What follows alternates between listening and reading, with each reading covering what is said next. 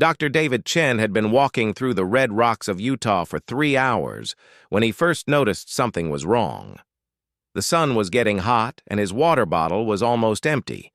He was supposed to be here with his research partner, but Jake had gotten sick that morning with a bad stomach bug. Now David was alone in this remote canyon, looking for unusual rock formations that might explain the strange energy readings their equipment had picked up last week. David was a scientist who studied alien life forms. Not the scary movie kind, but the real ones that government teams had been quietly discovering for the past few years. Most people didn't know about them yet.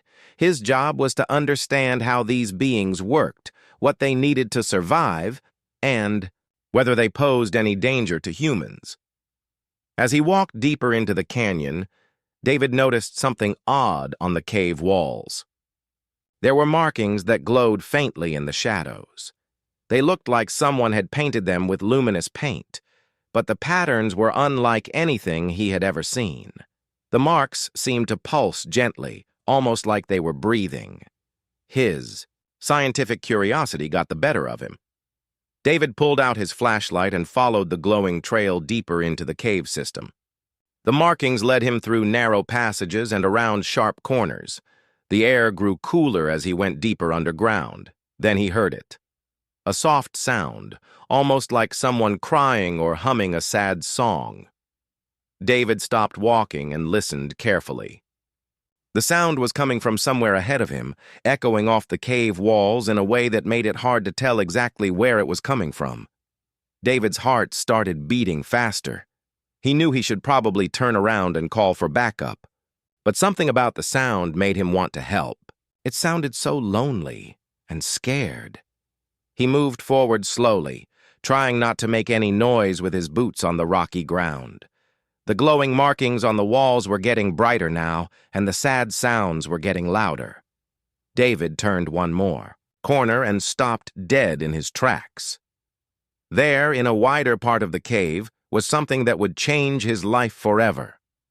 A tall figure was sitting against the far wall, much taller than any human David had ever seen. At first glance, she looked like a woman, but her skin had a strange blue-green color that seemed to shimmer in his flashlight beam. She had 4 arms instead of 2, and her eyes were larger than human eyes, with a golden color that seemed to glow in the dark. But what really caught David's attention were the 3 small figures huddled close to her.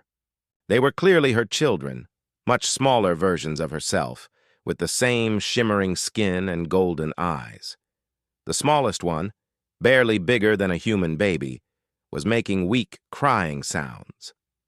The mother figure looked up when David's flashlight hit her.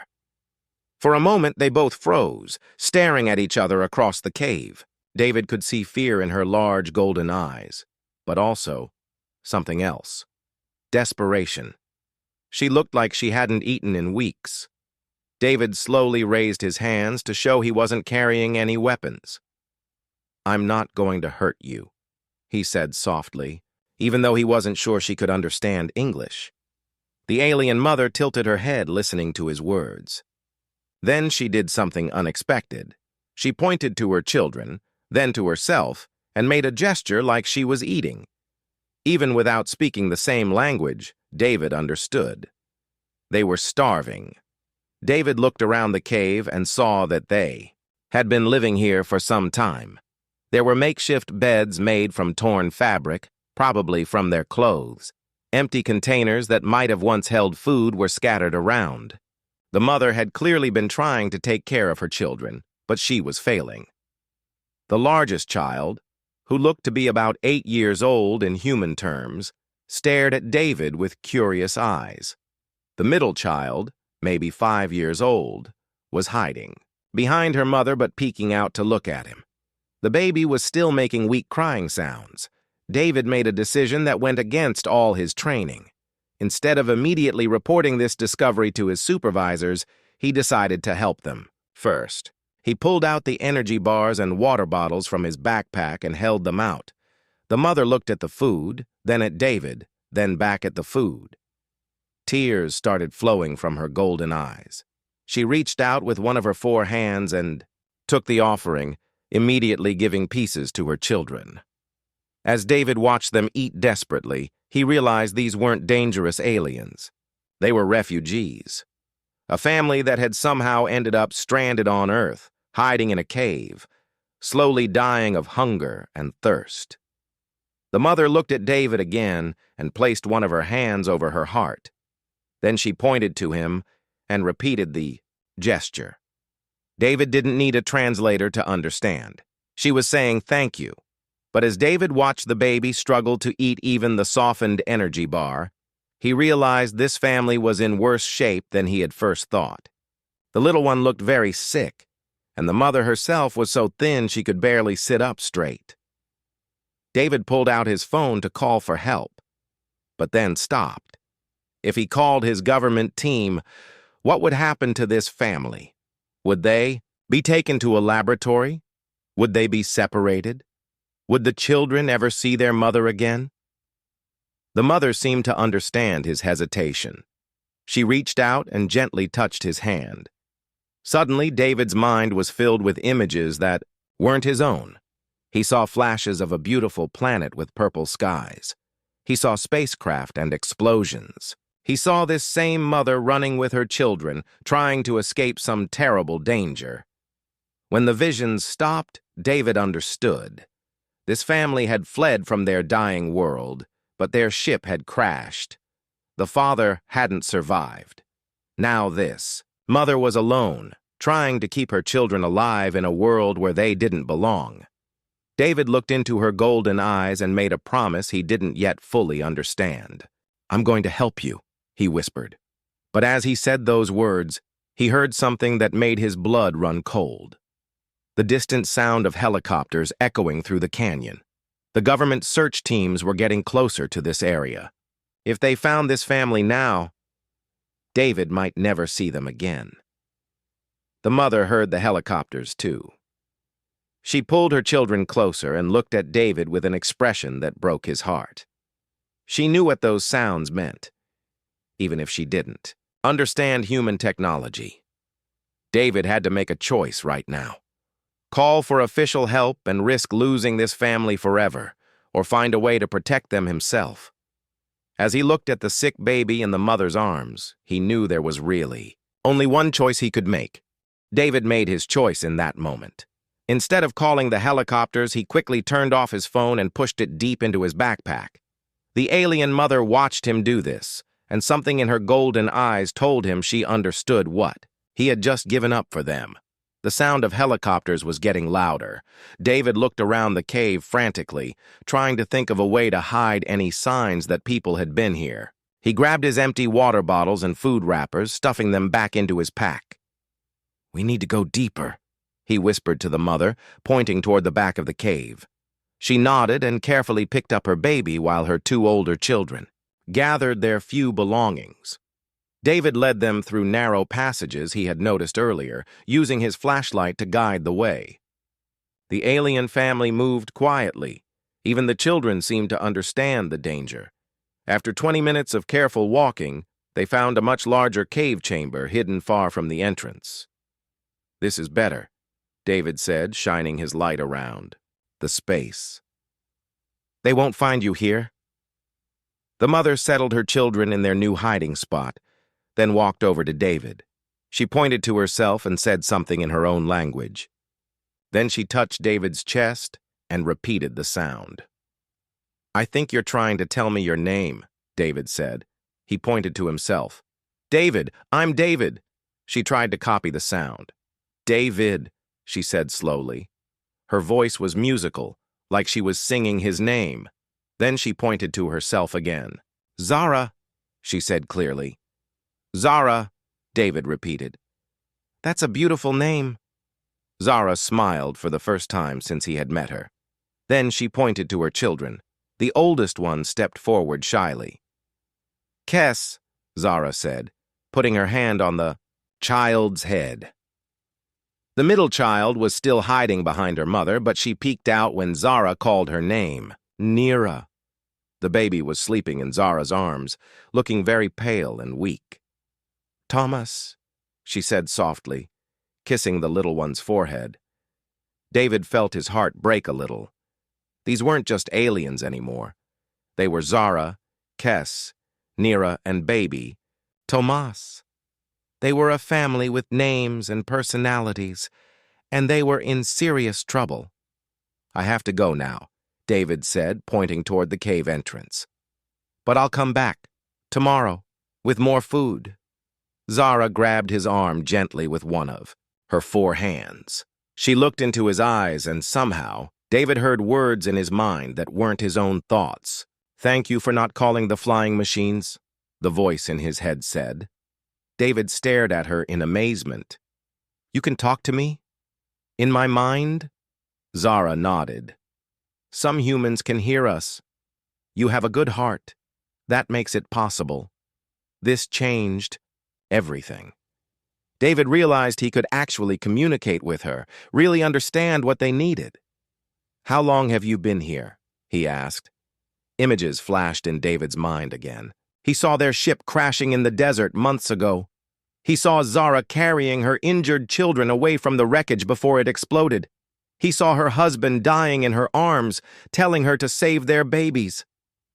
"I'm so sorry," David whispered. "You've been alone all this time." "The children are sick," Zara's voice said in his mind. "Without proper food, without medicine, they will not survive much longer." David looked at little Thomas, who was barely breathing. "What do they need? What can I bring?" Zara showed him more images. He saw the kind of food her people ate, the medicines they used. Most of it didn't exist on Earth, but David was a scientist. Maybe he could find alternatives. "I'll figure something out," he promised. "Just hang on a little longer." Over the next 2 weeks, David developed a routine. Every morning, he would tell his supervisor he was continuing his geological survey in the remote areas. Then he would hike to the hidden cave with supplies. He brought food that was easier for the alien family to digest: fruits, vegetables, and protein drinks that wouldn't upset their stomachs. He brought blankets and basic medical supplies. Most importantly, he brought hope. Each day, David learned more about Zara and her children. Kes, the oldest, was incredibly smart and curious about everything. She started learning English words faster than David could teach them. Nira was more cautious, but she had a sweet personality and loved to draw pictures in the dirt with her finger. Baby Thomas was the one David worried about most. Despite all the food and care, the little one wasn't getting better. He was still weak and pale, crying softly most of the time. "There's something else," Zara told him one day through their mental connection. "Something I haven't told you." David sat down next to her, ready to listen. "My people, we don't raise children alone," she explained.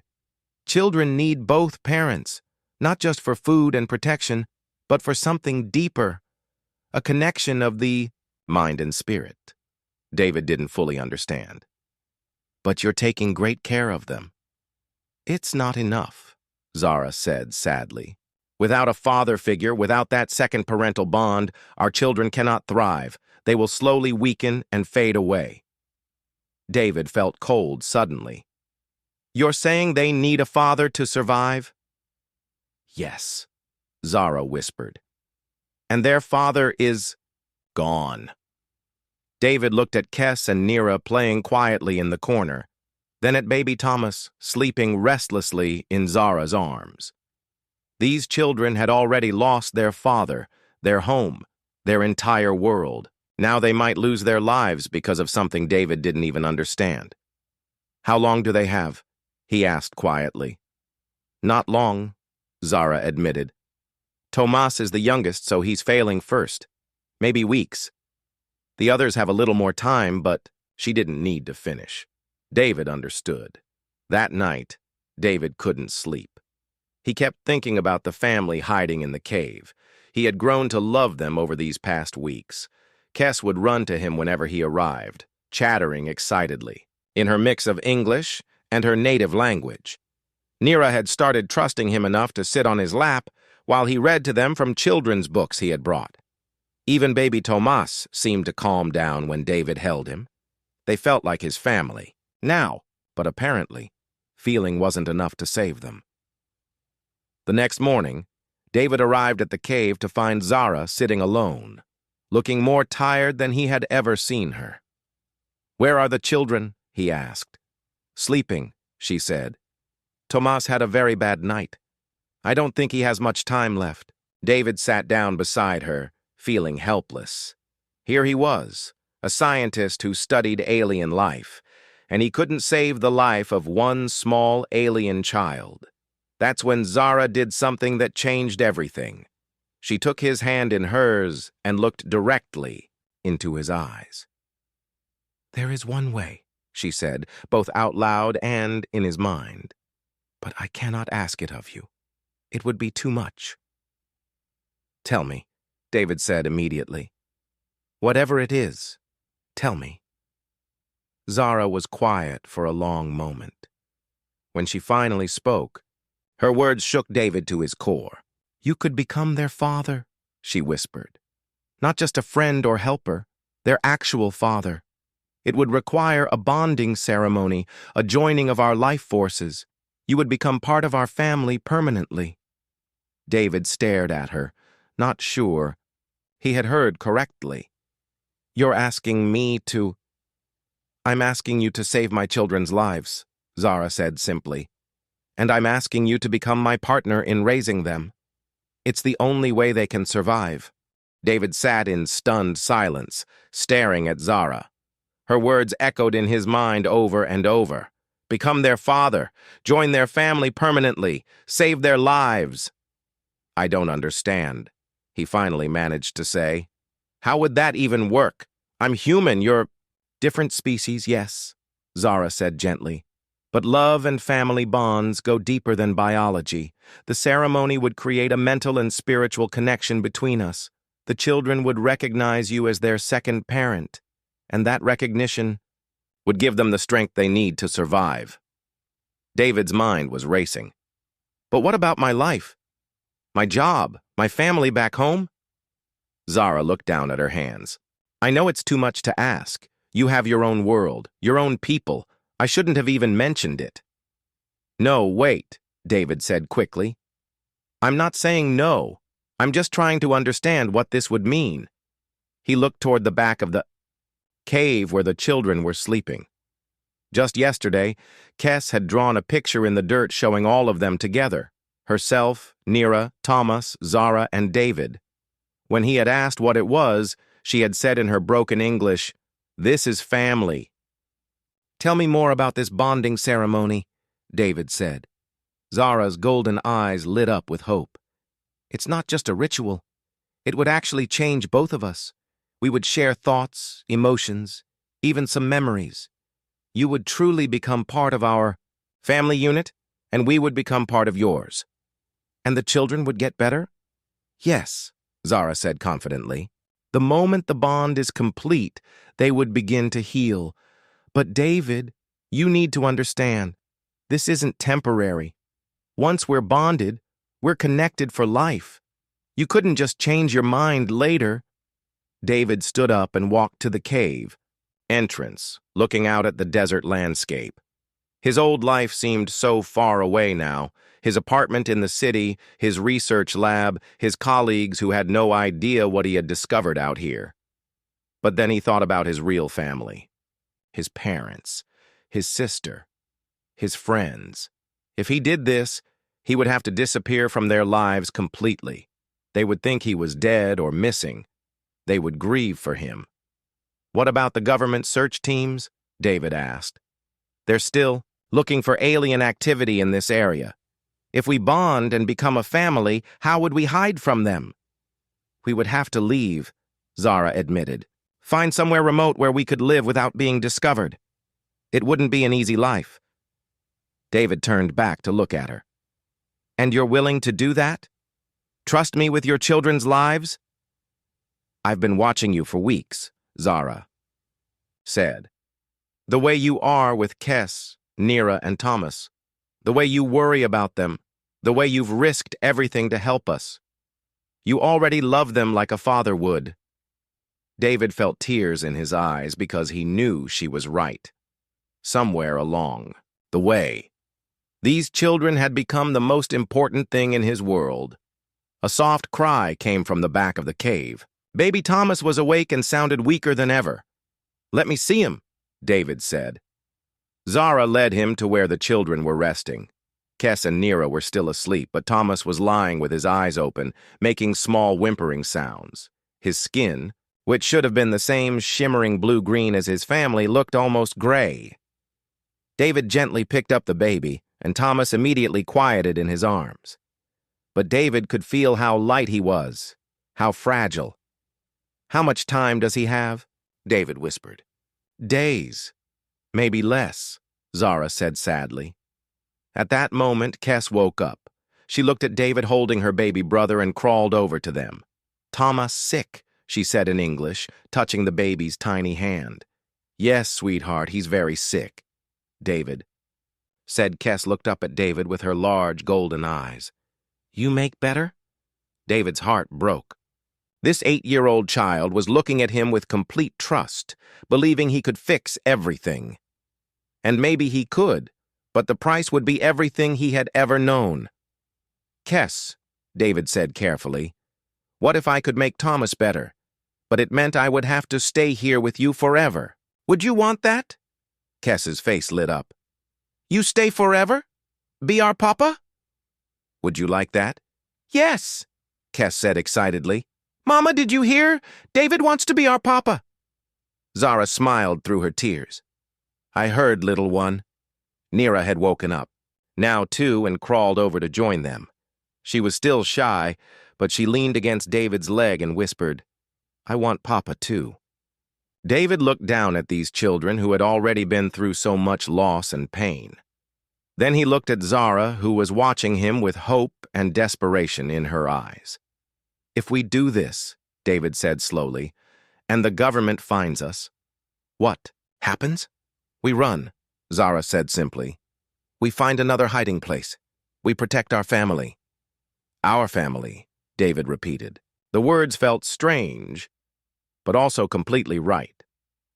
That night, David couldn't sleep at all. He kept thinking about his decision. If he went through with this bonding ceremony, his old life would be over. David Chen, the scientist, would disappear forever. But maybe David Chen, the father and husband, could begin. He thought about his parents who would never know what happened to their son. He thought about his sister, who would probably spend years looking for him. The guilt was almost overwhelming. But then he looked at baby Thomas, struggling to breathe in his makeshift bed, and he knew there was really only one choice he could make. The next morning, David made his decision. "I'll do it," he told Zara. "I'll bond with your family and become the children's father." Zara's eyes filled with tears of relief. "Are you certain? Once we begin the ceremony, there's no going back." David looked at Kes and Nira, who were playing quietly nearby, and at baby Thomas, sleeping fitfully in his mother's arms. "I'm certain," he said. "These children need a father, and I need them, just as much as they need me. When do we do the ceremony?" "Tonight," Zara said. "Under the full moon, the bonding is strongest when done in moonlight." David spent the day making final preparations. He wrote a letter to his family explaining that he had found something more important than his old life, and that they shouldn't look for him. He would leave it where his research team would find it, along with his identification and personal belongings. As the sun began to set, David realized he was about to do something that no human in history had ever done before. He was about to become an alien father, bonded for life to a family from another world, and despite his fears, despite everything he was giving up, he had never been more sure of anything in his life. "Are you ready?" Zara asked as moonlight began to filter into the cave. David looked at the family that was about to become his family forever. "I'm ready," he said. The moonlight streamed through a crack in the cave ceiling, creating a natural spotlight in the center of the chamber. Zara had spent hours preparing the space, arranging smooth stones in a perfect circle and drawing symbols on the ground with a glowing substance she had saved from their crashed ship. David watched nervously as she worked. What exactly is going to happen during this ceremony? The bonding will connect our life forces, Zara explained, her voice gentle but serious. You'll experience my memories, my emotions, and I'll experience yours. The children will feel this connection and recognize you as their true father. Will it hurt? David asked. Zara paused in her preparations. Not hurt exactly, but it will be intense. You'll feel everything I've ever felt, see everything I've ever seen, and I'll see into your heart completely. David looked at the children who were sitting quietly nearby. Even they seemed to understand that something important was about to happen. Kes held Neera's hand, while baby Thomas lay wrapped in blankets, his breathing shallow but steady. I'm ready, David said, stepping into the circle of stones. Zara joined him in the center, and immediately David felt a strange energy in the air, like the moment before a thunderstorm. The glowing symbols on the ground began to pulse brighter. Give me your hands, Zara said softly. David reached out, and when their hands touched, the world around him exploded into light and sensation. Suddenly, David wasn't in the cave anymore. He was standing on a beautiful planet with purple skies and two suns. The air smelled like flowers he had never encountered before. Cities made of crystal and metal stretched across rolling hills covered in silver grass. This was my home, Zara's voice whispered in his mind. This was where I was born, where I met their father, where our children took their first steps. The scene changed, and David felt overwhelming happiness as he experienced Zara's wedding day. He felt the joy of holding each of her babies for the first time. He felt the deep love she had shared with her husband and the contentment of their peaceful life. But then the happiness turned to terror. David saw through Zara's eyes as massive ships appeared in the sky, ships that weren't from her world. He felt her panic as explosions rocked their city. He experienced her desperation as she gathered her children and ran for the evacuation ships. The destroyers came without warning. Zara's mental voice was filled with pain. They wanted our planet's resources. They didn't care about the people who lived there. David felt Zara's heart break as she watched her beautiful world burning behind them. He experienced her grief when their escape ship was attacked and crashed on Earth. He felt her absolute devastation when her husband died in her arms, whispering his final words, "Save our children." But now David's own memories began flowing into Zara's mind. She saw his childhood, his love of science, his excitement when he first learned that alien life existed. She felt his loneliness, how he had always wanted a family but had never found the right person. She experienced David's first moment of seeing her and the children in the cave. She felt his immediate protective instincts, his growing love for them over the past weeks. She saw how he had worried about them every night, how he had researched alien biology trying to find ways to help them. Most importantly, she felt the moment David had truly accepted them as his family, even before tonight's ceremony. The exchange of memories intensified. David lived through every moment of Zara's months of hiding in the cave, feeling her fear every time she heard helicopters overhead. He felt her growing weakness as she gave most of their food to the children. He experienced her despair when she realized baby Thomas was dying. At the same time, Zara saw David's difficult decision to help them instead of calling the authorities. She felt his guilt about lying to his supervisors, his worry about his human family, and ultimately his realization that sometimes love means making impossible choices. The bonding energy reached its peak, and suddenly David felt 3 new connections forming in his mind. One by one, he felt Kes, Neera, and baby Thomas recognizing him as their father. Kes's young mind reached out to his with joy and excitement. "Papa," her thoughts sang. "You're really our papa now." Neera's connection was gentler, filled with shy affection and growing trust. She had been afraid to love another father figure, terrified of losing him like she had lost her biological father. But now she felt safe opening her heart completely. Baby Thomas's connection was the most profound. The little one's failing life force suddenly strengthened as it recognized David's paternal energy. David felt the baby's relief, like someone who had been holding their breath underwater finally reaching the surface. But the most incredible connection was with Zara herself.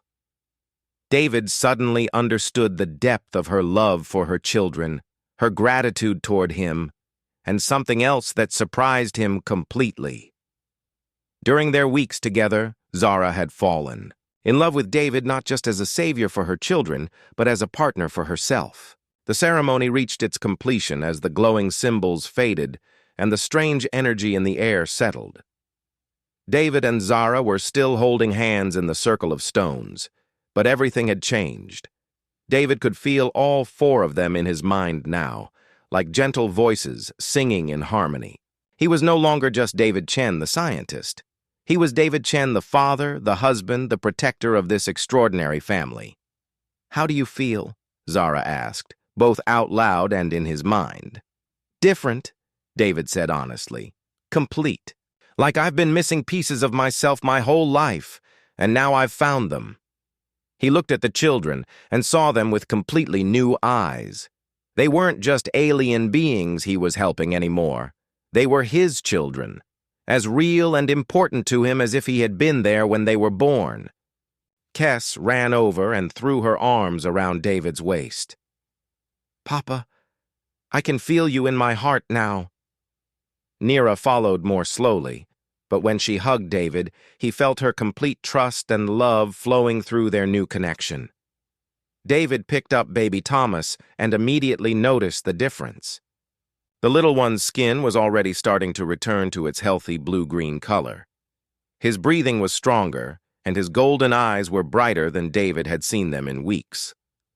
"The bonding worked," Zara said with relief. "They're going to be okay now." But their moment of celebration was interrupted by a sound that made David's blood run cold. Helicopters were approaching, and they were much closer than they had ever been before.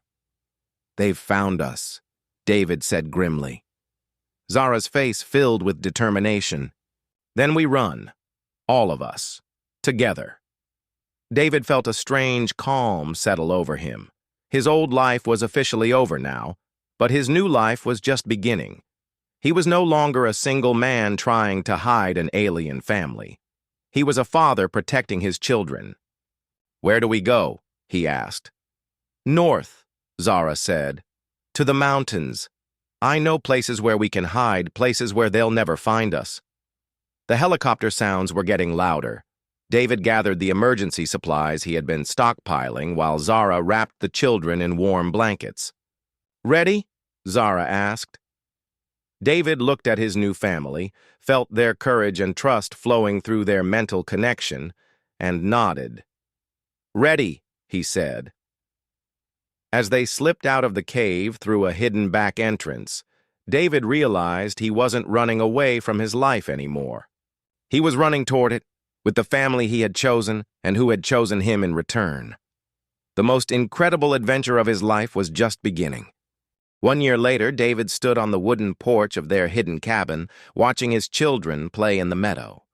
The morning sun filtered through tall pine trees, casting dancing shadows across the grass where Kes was teaching Thomas how to walk.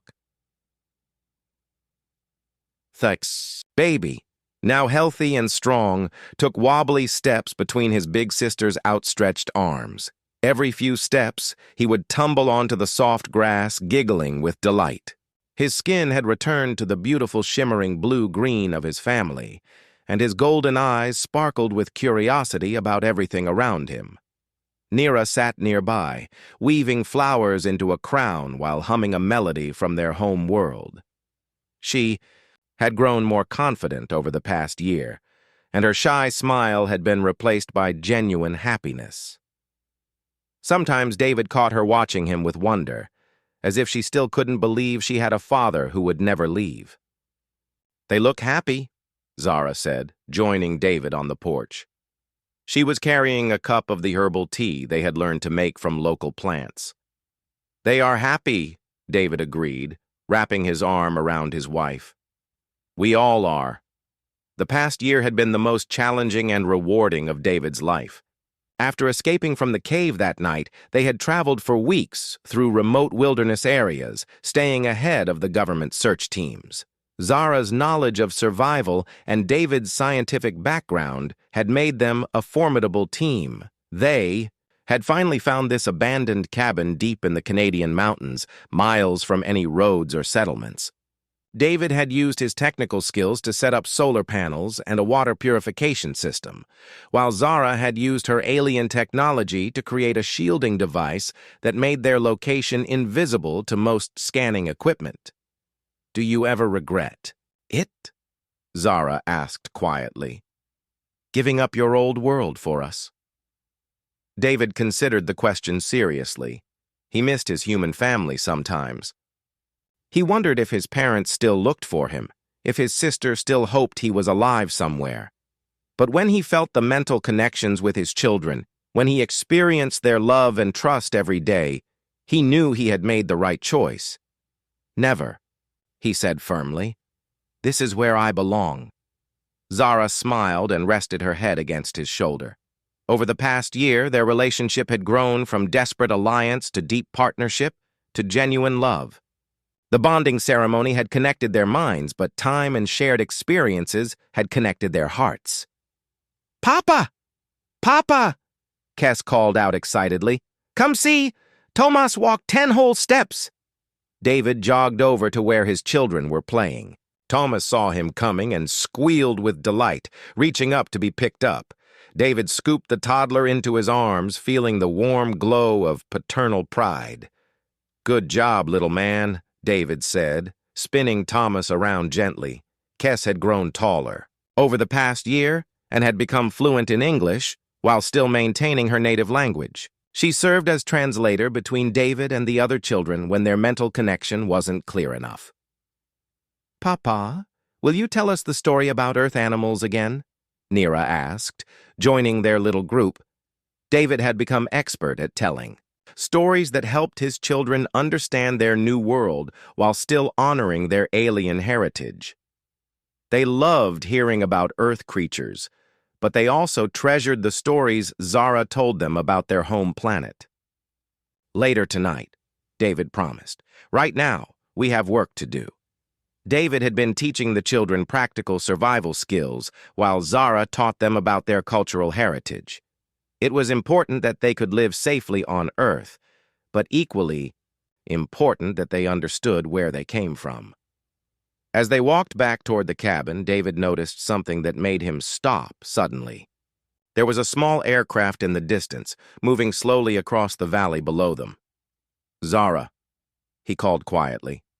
She looked where he was pointing and immediately ushered the children inside. David activated the shielding device Zara had built, which would make their cabin appear to be just another abandoned building to anyone scanning from above. They waited inside for an hour, staying quiet and calm. The children had learned to treat these moments as a game of hide-and-seek rather than something to fear. Finally, the aircraft moved on and they could relax again. "They're still looking," David said. "They always will be," Zara replied. "But we're safe here, and we're not alone anymore." Over the past few months, they had made contact with other alien refugees who had been hiding on Earth. There was a small community of survivors from various worlds, all trying to build new lives while staying hidden from human authorities. Some had human partners like David. Others lived in small groups with their own kind. They shared resources, information, and support for each other. David had even used his scientific knowledge to help some of the other families with medical issues. "Speaking of which," Zara said, pulling out a communication device that looked like a crystal but functioned like a phone. "Rena sent a message. She wants to know if we can help with the new arrivals." 3 more refugee ships had recently crashed in different parts of North America. The survivors needed safe houses, medical attention, and help learning to live on. "Earth! Of course we'll help," David said immediately.